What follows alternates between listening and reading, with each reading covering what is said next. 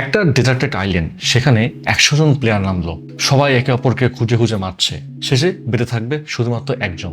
আপনারা যারা এই ভিডিওটা দেখছেন, আপনাদের কাছে প্লটটা হয়তোবা চেনা চেনা লাগছে।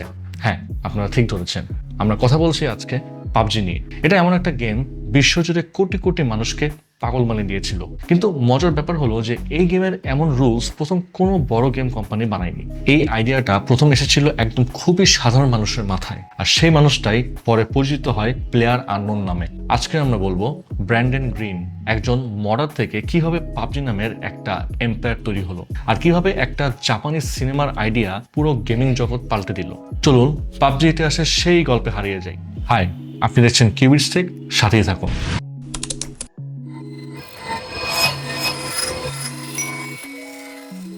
আচ্ছা, প্রথমে বলি যে ব্যাটল রয়্যাল আইডিয়া কোথা থেকে এলো। গেমিং এম্পায়ারের টপে ওঠার আগে ব্র্যান্ডন গ্রিন ছিল ডাই হার্ট মুভি লাভার। 2000 সালের একটা জাপানি সিনেমা ব্যাটল রয়্যাল, এই সিনেমার গল্প একদম সিম্পল কিন্তু ভয়ঙ্কর। এই সিনেমা তাকে বেশ নাড়া দেয়। কাহিনী ছিল একদল স্কুলের বাচ্চাকে এক নির্জন দ্বীপে এনে নামানো হয়। তারপর হাতে যা পাওয়া যায়, কিছু ওয়েপেন, সেগুলো দিয়ে বলা হয় যে একজন ছাড়া এখানে কেউ বাঁচবে না, লাস্টে যে বেঁচে থাকবে সেই হবে উইনার। তো এই কনসেপ্টটা ব্র্যান্ডন গ্রিনকে অনেক অ্যাট্রাক্ট করেছিল, কিন্তু গোলাগুলি বা অ্যাকশন দিয়ে না, বরং ওই মাইন্ড গেম দিয়ে। মানে এটা যে শুধু পাওয়ারফুল বা ফাস্ট সে যে জিতবে এমন গেম না। এটা হলো যে বুদ্ধি খাটিয়ে, হিসেব করে, ভয়কে কন্ট্রোল করে যেভাবে হোক টিকে থাকবে সেই জিতবে।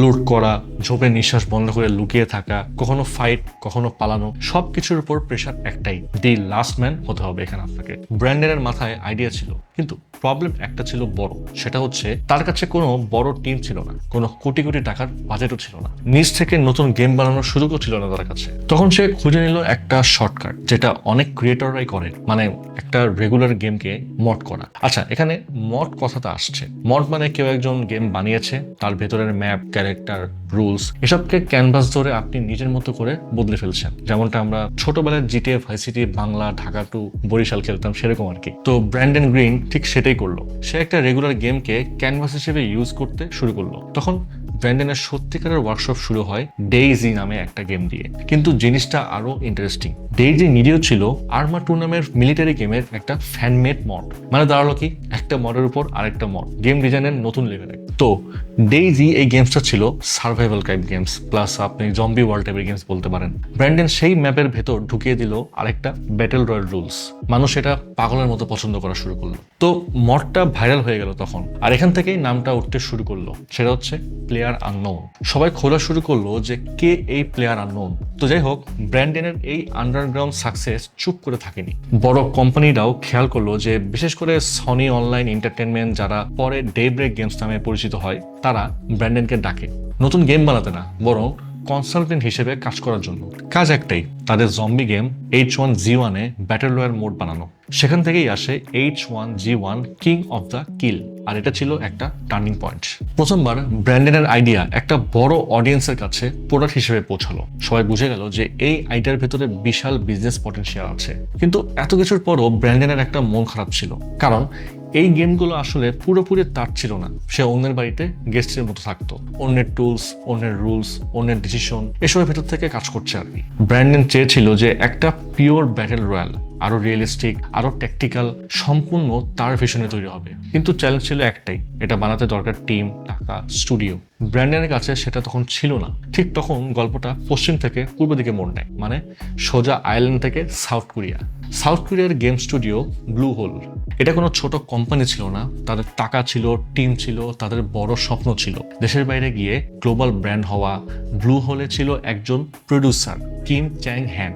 সে ব্র্যান্ডনের মডিং ক্যাপাবিলিটি আগে থেকে নজর রেখেছিল। সে বুঝে গেল যে ব্র্যান্ডনের কনসেপ্ট শুধু মড না, এটা দিয়ে একটা স্ট্যান্ড অ্যালোন গেম বানানো পসিবল। তারপর কিম চ্যান হ্যান একদিন ডিরেক্ট ব্র্যান্ডনকে অফার দেয়, এমন অফার যা রিজেক্ট করা ছিল অনেক কঠিন। অফারটা এমন ছিল যে আমরা টাকা দিব, তোমাকে টিমও দিব, ইঞ্জিনিয়ার, আর্টিস্ট সবই দেবো, আর তুমি ভাই পাবে ফুল ক্রিয়েটিভ কন্ট্রোল, তুমি লিড করবা, কোনো সমস্যা নেই এখানে, তুমি হবে আমাদের ক্রিয়েটিভ ডিরেক্টর, বাস কথা ফাইনাল। তো ব্র্যান্ডন রাজি হয়ে যায় সেই প্রস্তাবে, আর সে নিজের লাগেজ গুছিয়ে চলে যায় সাউথ কোরিয়ায়। একজন আইরিশ মানুষ একটা কোরিয়ান টিমকে লিড দিচ্ছে, জাস্ট একটা জাপানি সিনেমার আইডিয়া নিয়ে ওয়ার্ল্ড ডাইনিং গেম বানাতে। সত্যি বাটারফ্লাই ইফেক্ট জিনিসটা জোস। তো যাই হোক, এই প্রজেক্টের জন্য ব্লু হোল নতুন কোম্পানি বানায়, নাম দেয় পাবজি কর্পোরেশন, আমাদের সবার পরিচিত নাম, যেটা পরবর্তীতে নাম নেয় ক্রাফটনে। তো 2017 সালের মার্চে স্টিমে আসে প্লেয়ার আননোনস ব্যাটল গ্রাউন্ডস, কিন্তু এটা পুরো গেম ছিল না, এটা ছিল আর্লি অ্যাক্সেস। আর আর্লি অ্যাক্সেস মানে হলো গেম এখনো সম্পূর্ণ রেডি না, বাগ থাকতে পারে, কিন্তু মানুষ টাকা দিয়ে কিনে খেলে আর ফিডব্যাক দিয়ে গেম ডেভেলপ করতে হেল্প করে। তো মজার কথা হচ্ছে এখানে যে এই যে পাবজির সাফল্যটা, সেটা বড় রহস্যটা ছিল কিন্তু এই আর্লি অ্যাক্সেসের মাধ্যমে। কারণ পাবজির বাগই হয়ে গেল মার্কেটিং, আর পাবজি একদম পারফেক্ট ছিল না তখন, অনেক বাগ ছিল। গাড়ি হঠাৎ আকাশে উড়ে যেত, ফিজিক্স অদ্ভুত বিহেভিয়ার করতো, কেউ ওয়ালে আটকে যেত, কিন্তু এই বাগগুলোই হয়ে গেল কন্টেন্ট। মানুষ এসব মজার ক্লিপ রেকর্ড করে ইউটিউবে দিত, আর ভিডিওগুলো ভাইরাল হতে লাগলো তখন। আসলে পাবজি কিন্তু ঠিক সেই সময় বের হয় যখন লাইভ স্ট্রিমিং কালচার একদম হাইপে। শ্রাউড, নিনজা, ডক্টর ডিসরেসপেক্ট এরকম বড় বড় স্ট্রিমাররা পাবজি খেলতে শুরু করলো। তারা কিন্তু জাস্ট খেলেনি, তারা একটা এন্টারটেনমেন্ট দেখালো। কারণ পাবজির সবচেয়ে বড় জিনিস হলো কখন কি হবে কেউ বলতে পারে না। এই আনপ্রেডিক্টেবিলিটি স্ট্রিমিং এর সবাইকে ক্রেজি বানিয়ে দেয়। কয়েক মাসের মধ্যে মিলিয়ন মিলিয়ন কপি সেল হয়, আর স্টিমে একটা চরম লেভেলে রেকর্ড করে। একই সময় একসাথে 3 মিলিয়ন প্লেয়ার অনলাইনে, উইনার উইনার চিকেন ডিনার। এটা শুধু একটা লাইন না, এটা পপ কালচারের মিম হয়ে গেল।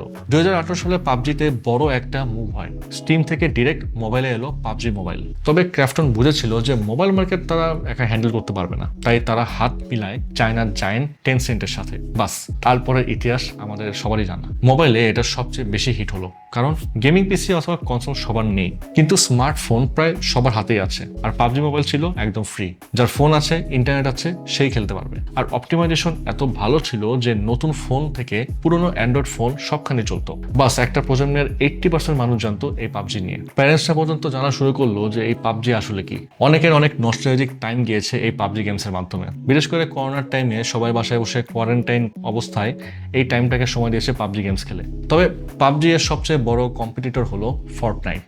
এপিক গেমস নিয়ে আসে ফর্টনাইট ব্যাটল রয়্যাল, যেটা একদম ফ্রি। ফর্টনাইট অনেক জায়গায় পাবজিকে ছাড়িয়ে যায়, এই দুটার মধ্যে কিন্তু কোল্ড ওয়ার চলে অনেকদিন। তো যাই হোক, ফর্টনাইট, অ্যাপেক্স লেজেন্ডস, ভ্যালোরেন্টের মতো ফ্রি গেমসের কারণে পাবজি এখন একটু প্রেসারে থাকে। এখন তারা অনেক ব্র্যান্ড কোলাব করে, নতুন কন্টেন্ট, কসমেটিক, ইভেন্ট, টুর্নামেন্ট সবকিছুই করে। তো যাই হোক, ক্রাফটন এখন পাবজি ইউনিভার্স বানাতে চায়।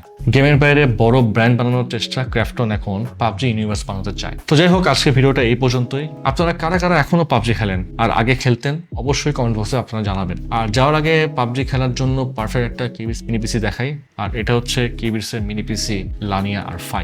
মাত্র 40,000 টাকায় পাচ্ছেন এই রাইজেন পিসি। ভেতরে আছে AMD Ryzen 7 5800H প্রসেসর, তার সাথে আছে AMD Radeon Vega 8 iGPU। তো এই মিনি পিসিতে পাবজি স্মুথলি খেলা যাবে। আর রিয়েল টাইম এক্সপিরিয়েন্স দিতে চলে আসতে পারেন আমাদের এক্সপিরিয়েন্স সেন্টারে। লোকেশন নিচে কমেন্ট বক্সে পিন করে রাখলাম। যতক্ষণ ইচ্ছা গেমস খেলুন, কোনো মানা নেই। আরো বিস্তারিত জানতে ভিজিট করে আসতে পারেন kibits.com। তো আজকে ভিডিও এখানে শেষ করছি, দেখা হবে পরে কোনো ভিডিওতে নতুন কোনো টপিক নিয়ে। সে পর্যন্ত ভালো থাকুন, সুস্থ থাকুন।